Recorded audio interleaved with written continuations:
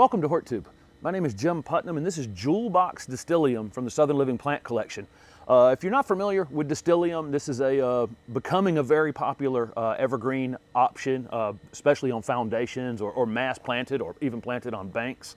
They're really fantastic evergreen shrubs that are in the witch hazel family. And so they get the little frilly maroon color flowers in like February or March right along the stems. The flowers honestly aren't that impressive on Distylium varieties. They're really just grown for this beautiful kind of blue-green evergreen foliage and this super tight compact habit, and the fact that they're disease and insect resistant, deer resistant. They'll even take wetter conditions, but they're super drought tolerant. If you have a dry area, these are super adaptable, compact growing shrubs. And like I said, they're in the witch hazel family. I'm shooting this video in front of some purple diamond Loropetalum. Loropetalum's also in the witch hazel family and has the little frilly flowers as well.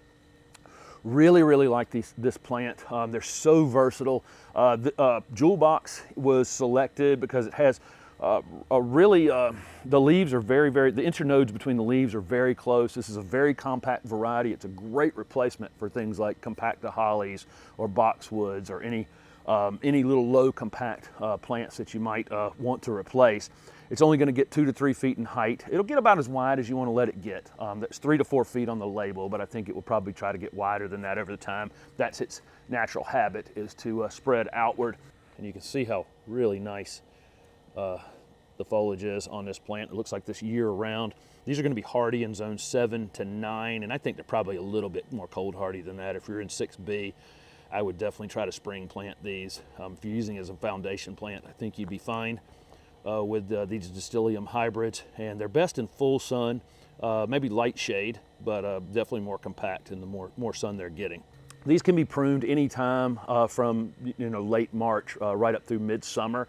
If you needed to go around it, you probably won't ever have to do a lot of pruning off the top, just mainly around the outside.